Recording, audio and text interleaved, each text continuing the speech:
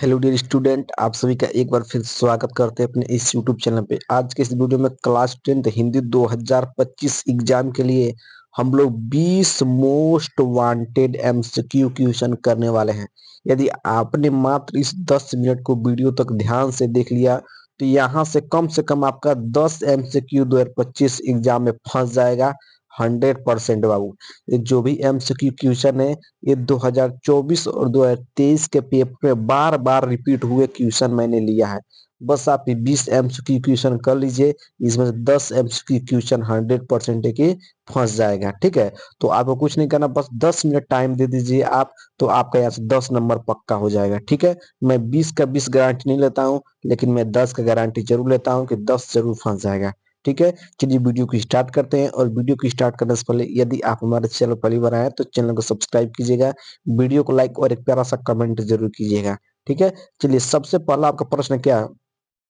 सबसे पहला आपका प्रश्न है कि रामचंद्र शुक्ल किस युग के लेखक है। वेरी वेरी मोस्ट वांटेड वाला क्वेश्चन है कि आचार्य रामचंद्र शुक्ल किस युग के लेखक हैं। ये 2024 और 2023 के एग्जाम में पूछा गया है और बार बार पूछा गया है। ठीक है, पहला ऑप्शन है शुक्ल युग, दूसरा ऑप्शन है द्विवेदी युग, तीसरा ऑप्शन है शुक्लोत्तर युग, चौथा ऑप्शन है भारतेंदु युग। ठीक है, तो सबसे पहले आपको क्या करना है कि जो जो बच्चे हिंदी को एकदम मन से पढ़े हैं उनको देखना है कि 20 में से कितना सही कर लेते हैं। ठीक है, बाकी आप कमेंट बॉक्स बताइए कि सर मेरा 20 में से 10 सही है या 10 15 सही है, मतलब कमेंट बॉक्स में बताना है। ठीक है, चलिए इसका राइट आंसर क्या हो जाएगा कि जो आचार्य रामचंद्र शुक्ल है ये किस युग के लेखक है, तो शुक्ल युग के लेखक है। किस युग के लेखक है, शुक्ल युग के लेखक है। तो ऑप्शन नंबर फर्स्ट क्या है, बिल्कुल करेक्ट आंसर हो जाएगा शुक्ल युग। ठीक है, अब हम लोग बढ़ते हैं दूसरे क्वेश्चन की तरफ। दूसरा क्वेश्चन क्या है, दूसरा क्वेश्चन है कि गबन किस विधा है।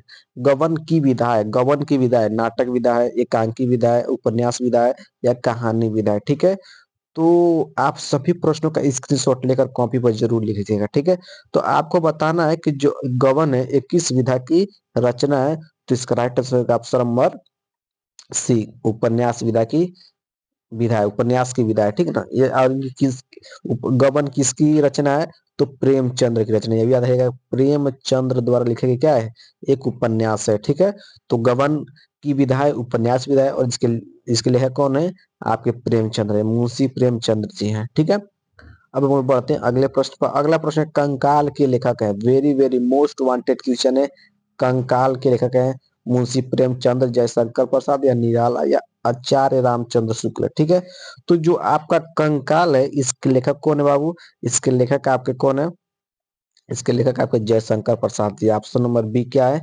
बिल्कुल करेक्ट है, जयशंकर प्रसाद जी कंकाल के लेखक हैं। ठीक है, अब हम बढ़ते हैं इसके अगले प्रश्न पर। अगला प्रश्न क्या है बाबू, कमल की सिपाही कृति है। वेरी वेरी मोस्ट वांटेड और रिपीटेड क्वेश्चन है कि कलम की सिपाही कृति है धर्मवीर भारती की है, अज्ञेय की है या जैनेन्द्र की है या अमृत राय की है। ठीक है, तो मैं आपको बता दूं कि जो कलम की सिपाही है एक किसकी कृति है, तो अमृत राय की। किनकी कृति है, अमृत राय की कृति है। Very very most wanted repeated question है, ऑप्शन नंबर डी अमृत राय। ठीक है, अब हम लोग बढ़ते हैं इसके अगले प्रश्न पर। अगला प्रश्न क्या है कि शुक्ल युग की समय अवधि है। वेरी वेरी मोस्ट इंपॉर्टेंट और रिपीटेड क्वेश्चन है। ये 2024 के 7 सेट में से कम 3 सेट में पूछा है। कितने सेट में पूछा है, 3 सेट में पूछा है। और 2023 के सातों सेट में से कम ये प्रश्न 4 बार आ चुका है। ठीक है, तो इस प्रश्न को आपको जरूर से जरूर तैयार कर लेना बाबू। इस शुक्ल युग की समय अवधि है, कब तक है, 1900 ईस्वी से, ध्यान से पड़ेगा, 1900 ईस्वी से 1918 तक। ठीक है, 1900 ईस्वी से 1918 तक, 1919 से 1938 तक, या 1936 से 1943 तक, या 1850 से 1900 तक। ठीक है, तो इसका राइट आंसर क्या हो जाएगा कि जो आपका शुक्ल युग का जो समय अवधि है ये 1919 से 1938 तक है। ठीक है, 1919 से 1938 तक है। ऑप्शन नंबर बी क्या है, बिल्कुल करेक्ट आंसर है। ठीक है, इसका स्क्रीनशॉट ले लीजिए और सभी क्वेश्चन को तैयार कर लीजिएगा बाबू। ठीक है, अगला प्रश्न साकेत रचना है। Very very most wanted question है कि साकेत रचना है महादेवी वर्मा की है, सुमित्रानंद पंत की है, जयशंकर प्रसाद की है या मैथिली शरण गुप्त की है। ठीक है, तो जो आपकी जो साकेत है, ये साकेत है एक किनकी रचना है बाबू, मैथिली शरण गुप्त की है। किनकी है? मैथिली शरण गुप्त की है। तो ऑप्शन नंबर डी क्या है? बिल्कुल करेक्ट आंसर हो जाएगा, मैथिली शरण गुप्त साकेत की रचनाकार है। ठीक है, अब हम लोग बढ़ते हैं इसके अगले प्रश्न पर। अगला प्रश्न क्या है कि महादेवी वर्मा कावित्री है। महादेवी वर्मा कवित्री है, ठीक ना, बताना है कि जो महादेवी वर्मा है वो कवित्री है, प्रयोगवादी युग की, द्विवेदी युग की, छायावादी युग की या प्रयोगवाद युग की। ठीक है, तो मैं आपको बता दूं कि जो महादेवी वर्मा है, जो आपके महादेवी वर्मा है, ये किस मतलब किस युग की कवित्री है? तो छायावादी युग की कवित्री, याद रखेगा, छायावादी युग की कवित्री महादेवी वर्मा जी है। ठीक है, तो ऑप्शन नंबर सी क्या है? बिल्कुल करेक्ट आंसर है। ठीक है, अब हम बढ़ते हैं अगले प्रश्न पर। अगला प्रश्न क्या, ध्यान से अगला प्रश्न की गंगा लहरी, बताना है गंगा लहरी रचना है पद्माकर की, बिहारी की, भूषण की या मोतीराम की। ठीक है, तो जो आपका गंगा लहरी रचना है किनकी है? पद्माकर जी के। किनकी है? पद्माकर जी के। तो ऑप्शन नंबर ए क्या हो जाएगा? बिल्कुल करेक्ट आंसर हो जाएगा, पद्माकर की रचना क्या है? गंगा लहरी। इंपॉर्टेंट प्रश्न है ये वाला, ध्यान दीजिएगा। ठीक है, अब हम बढ़ते हैं अगले प्रश्न पर। अगला प्रश्न है आधुनिक काल की समय सीमा है। वेरी वेरी मोस्ट इंपॉर्टेंट प्रश्न है।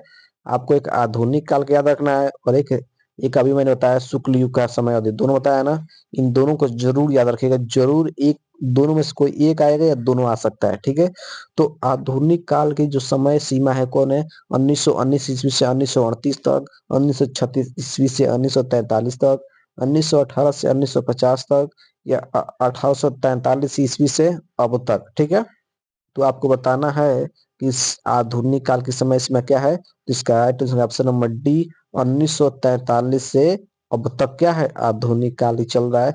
तो ऑप्शन नंबर डी क्या है? बिल्कुल करेक्ट आंसर हो जाएगा डी। ठीक है, डी क्या है? करेक्ट आंसर है। ठीक है, 1943 ईस्वी से अब तक। ठीक है, अब हम लोग बढ़ते हैं अगले प्रश्न पर। अगला प्रश्न क्या है? महादेवी वर्मा की रचना नहीं है। आपको बताना कि इन चारों में से कौन ऐसा है जो महादेवी वर्मा की रचना नहीं? निहार, संध्या गीत, युगांत या दीप शिखा। ठीक है, तो मैं आपको बता दूं, ध्यान से समझिए, प्रश्न बहुत ज्यादा इंपॉर्टेंट है। जो आपका निहार है ये भी महादेवी वर्मा की रचना है। ठीक है, संध्या गीत भी क्या है? महादेवी वर्मा की रचना है। और दीप शिखा भी महादेवी वर्मा की रचना है। लेकिन जो आपका युगांत है ये महादेवी वर्मा की रचना नहीं है। तो ऑप्शन नंबर सी क्या आ जाएगा? बिल्कुल करेक्ट आंसर हो जाएगा, युगांत महादेवी वर्मा की रचना नहीं है। ठीक है, अब हम बढ़ते हैं अगले प्रश्न पर। अगला प्रश्न है हास्य रस का अस्थाई भाव है। वेरी वेरी मोस्ट इंपोर्टेंट प्रश्न है कि हास्य रस का अस्थाई भाव क्या है? रति, हास, निवेद या विस्मय। ठीक है, तो जो आपका हास्य रस का अस्थाई भाव क्या है बाबू? हास है। क्या है? हास है। ऑप्शन नंबर बी क्या हो जाएगा? बिल्कुल करेक्ट आंसर हो जाएगा हास। क्या है? हास्य रस का अस्थाई भाव है। ठीक है, अब हम लोग बढ़ते हैं अगले प्रश्न पर। अगला प्रश्न क्या है कि पीपर पात सरिस मंडोला, पीपर पात सरिस मंडोला उपर्युक्त पंक्ति में अलंकार है। बताना कि पीपर पात सरिस मंडोला इस पंक्ति में कौन सा अलंकार है? रूपक अलंकार है, उपमा अलंकार है, उत्प्रेक्षा अलंकार है या अनुप्रास अलंकार है? वेरी वेरी मोस्ट इंपोर्टेंट वाला पंक्ति है, जरूर तैयार कर लीजिएगा कि जो आपका पीपर पात सरस सरिस मंडोला में कौन सा अलंकार है? तो आपका उपमा अलंकार है। कौन अलंकार है? उपमा अलंकार है। तो ऑप्शन नंबर बी क्या हो जाएगा? ऑप्शन नंबर बी बिल्कुल करेक्ट आंसर हो जाएगा, उपमा अलंकार। ठीक है, याद रखिएगा इस प्रश्न को। अब हम बढ़ते हैं अगले प्रश्न पर। अगला प्रश्न है कि सोरठा छंद में चरण होते हैं। आपको बताना है कि सोरठा छंद में कितने चरण होते हैं?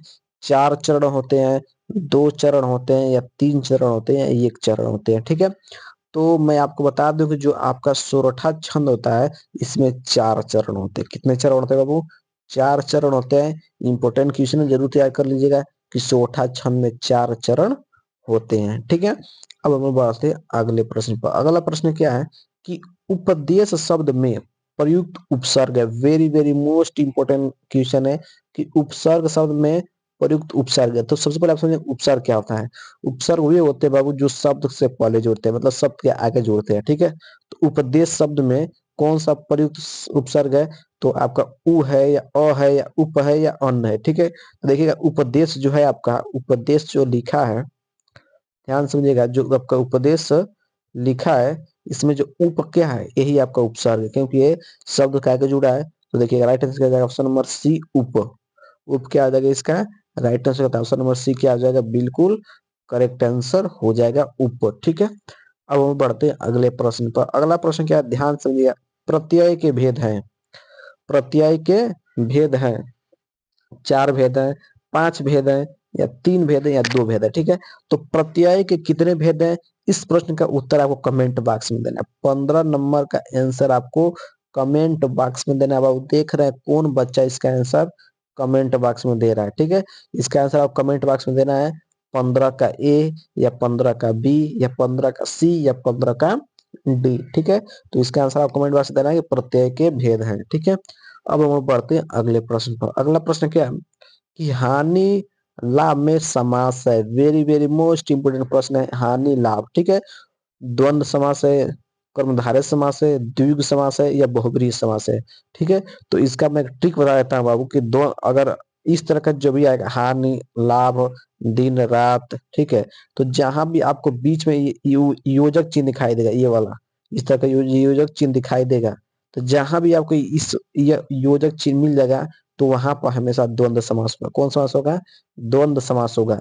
जब भी दो शब्दों के बीच में योजक चिन्ह मिल जाए, योजक चिन्ह मिल जाए, ध्यान से सुनिएगा, जब भी दो शब्दों के बीच में योजक चिन्ह मिल जाए, तो वहां पर हमेशा द्वंद्व समास होगा। कौन समास होगा, द्वंद्व समास होगा। तो ऑप्शन नंबर ए क्या हो जाएगा, बिल्कुल करेक्ट आंसर हो जाएगा। ठीक है, अब हम लोग बढ़ते हैं अगले प्रश्न पर। अगला प्रश्न क्या है, मछली का पर्यायवाची है। आपको बताना है कि इसमें कौन सा सा जो मछली का पर्यायवाची नहीं है, पर्यायवाची है। ठीक है ना, पर्यायवाची है द्विज, मीन, रसना, या मूढ़। ठीक है, तो जो आपका द्विज है ये मछली का पर्यायवाची नहीं है।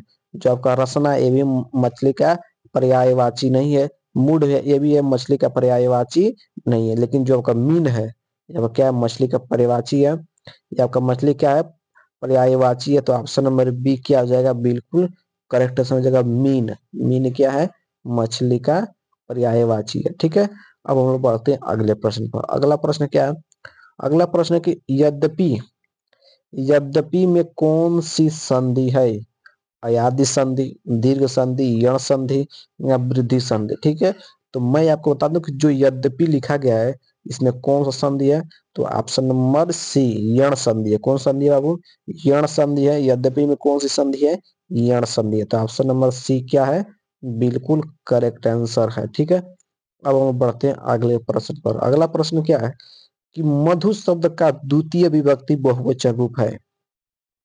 मधु शब्द का द्वितीय विभक्ति बहुवचन रूप है मधुने, मधुना, मधुनी, मधुनी। ठीक है, तो इसका राइट आंसर देखिए, यहाँ पर भी मधुनी लिखा है और यहाँ पे मधुनी लिखा है। ठीक है, तो लेकिन याद है कि जो मधु शब्द का द्वितीय विभक्ति, द्वितीय विभक्ति और बहुवचन का रूप क्या है, मधुनी, ये वाला जिसमें छोटा ई की मात्रा दी गई, छोटी ई की मात्रा दी गई है, मधुनी। तो आंसर डी क्या आ जाएगा, डी बिल्कुल करेक्ट आंसर हो जाएगा मधुनी। ठीक है, अब हम बढ़ते हैं अगले प्रश्न पर। अगला प्रश्न क्या है कि पठ्यताम, पठ्यताम धातु का वचन और पुरुष है। ठीक ना, पठ्यताम धातु का वचन एवं पुरुष है प्रथम पुरुष बहुवचन, प्रथम पुरुष द्विवचन, प्रथम पुरुष एक वचन, या मध्यम पुरुष द्विवचन। ठीक है, तो जो आपका पठ्यताम है इसमें कौन सा वचन और पुरुष है बाबू, इसका राइट ऑप्शन नंबर बी प्रथम पुरुष द्विवचन।